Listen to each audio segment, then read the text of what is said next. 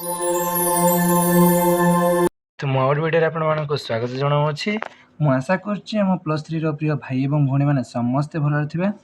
तो पिला माने मते क्षमा करेंगे, बहुत दिन है आपणकर क्लास करना।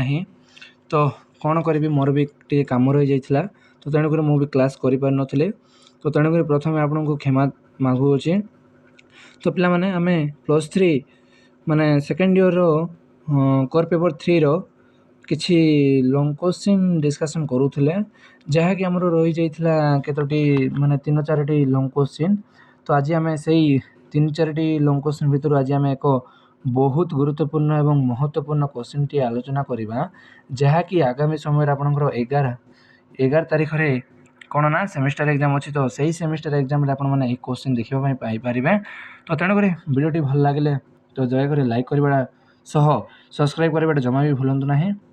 तो आज आम लॉन्ग क्वेश्चन को केमी सर्टली बुझीपर तो ता विषय आज आम जाना। तो जो मैंने भी +3 सेकेंड इयर ओडिया ऑनर्स रखिंट एवं यही वर्ष सेमिस्टर एग्जाम देना, तो से दयाकोरी वीडियो को शेष जाए देखापी चेष्टा करूँ। तो चलो जाना चर्यगीतिकार सामाजिक मूल्य संपर्क आलोचना कर। तो आपंकर ये क्वेश्चन टी रही अच्छी, तो आप कौन लिखे ना। तो प्रथम मुझे कहे सब बेले उपक्रम देवाई, तो ये भाव में उपक्रम देवे।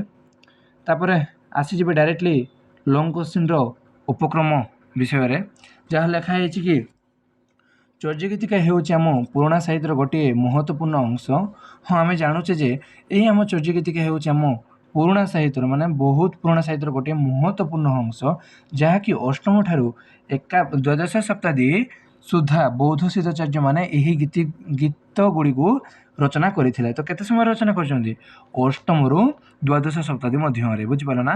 तो से यही आम चर्यगीतिका टिप रचना करछंती। तो यही पद गुड़िक से ही समय लोक मानकर जीवन, से धर्म आचरण काम काज और दैनंदिन अभ्यास विषय खूब सुंदर चित्र देखा मिले। माने यही आम अष्टम शताब्दी बा द्वादश शताब्दी समय लोक मानकर जीवन केमिति थिला, तांकर धर्म तांकर आचरण तांकर काम केमिति थिला ताहा विषय ए साहित्य रचना बहुत सुंदर भाव में चित्र देखा मिले चित्र रचना करिसंती।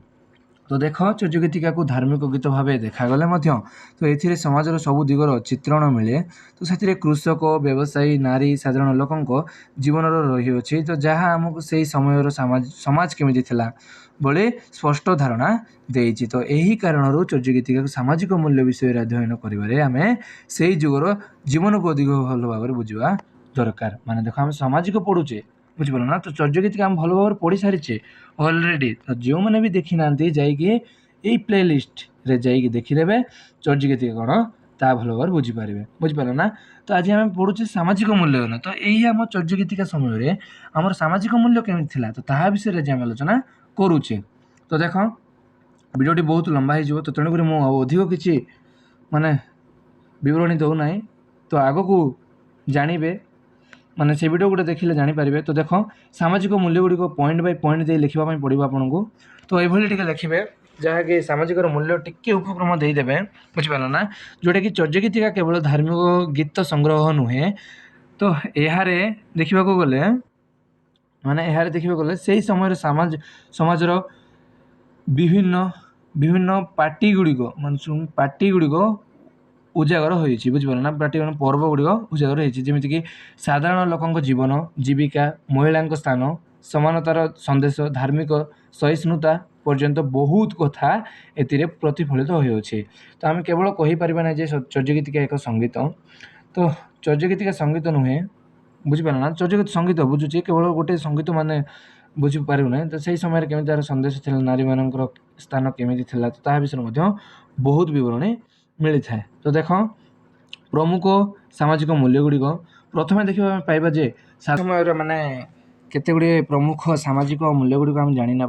तो प्रथम आम देखा जे माने साधारण लोकों जीवन प्रतिबिंब माने पूरा डायरेक्टली सत बुझिपार ना, मिछ किसी ना। तो देख से समय लोक मैंने साधारण लोक मैंने केमिति थिले बुझिपार ना, कौन करुथिले कौन करिकि से चलुथिले ता विषय देखा गले से कृषक व्यवसायी माछ धराली गृहस्थ आदि जीवन माने चित्रित होइछि।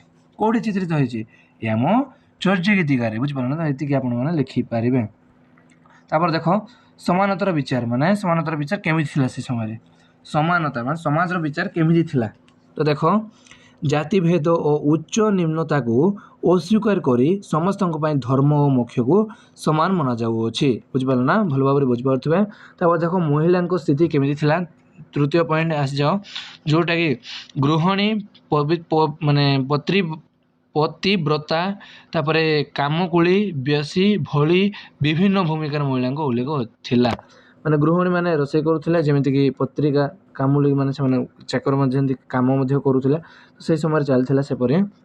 ତାପରେ ଦେଖ ଧାର୍ମିକ ସହିଷ୍ଣୁତା ତ ବୌଦ୍ଧ ହିନ୍ଦୁ ଲୋକ ଧର୍ମର ସମାନତା ଦେଖିବାକୁ ମିଳେ। ତ ଏହି ସମୟରେ ବୌଦ୍ଧ ହିନ୍ଦୁ ଲୋକମାନେ ସମାନ ମାନେ ବହୁତ ଦେଖିବାକୁ ମିଳେ। ତାପରେ ଦେଖ ଲୋକ ଭାଷାର ପ୍ରୟୋଗ ଯେମିତିକି ସଂସ୍କୃତ ନୁହେଁ ସେ ସମୟରେ ସଂସ୍କୃତ ଏତେ ଜାଣିନଥିଲେ ଯେମିତିକି ସାଧାରଣ ଲୋକଙ୍କ ଭାଷାରେ ଚରିତ ହେବାର ଏହା ସମାଜରେ ନିକଟତା ସୃଷ୍ଟି କରିଥିଲା। ବୁଝିପାରିଲ ନା ସଂସ୍କୃତ ଭାଷା ବହୁତ କଷ୍ଟ ତ ତେଣୁକରି ସେହି ସମୟରେ ଏତେ ପ୍ରକୃତିତ ହେଇନଥିଲା। ତ ଏଠି ଟିକେ ଉପସଂହାର ଅଛି କାରଣ ଏଇ ଉପସଂହାର ହେଉଛି ପିଲାମାନେ କେଉଁଠି ନା ଏଇ ଯେଉଁ ମୁଁ ପଢ଼ିଲି ଆପଣଙ୍କୁ ଯେବେ କହିଲି ତ ଏହାର ଉପସଂହାର କାହାର ଏଇ ଯେଉଁ ଆମ ସାମାଜିକ ମୂଲ୍ୟ ଗୁଡ଼ିକର ଉପସଂହାର। ତ ଚାଲ ଟିକେ ଭଲ ଭାବରେ ବୁଝି ନେବା। ତ ଦେଖନ୍ତୁ ସାର କଥା ଡାଇରେକ୍ଟ ଆସିଯାଉଛି ତ ଆପଣମାନେ ସେ ପଏଣ୍ଟଟି ଲେଖିବେ। ସାର କଥା ଦେଖିବାକୁ ଗଲେ ଦେଖ ସାର କଥା ଚର୍ଯ୍ୟ ଗୀତିକାରେ ସେହି ସମୟର ସମାଜର ସମ୍ପୂର୍ଣ୍ଣ ଚିତ୍ର ଆମେ ପାଇଥାଉ।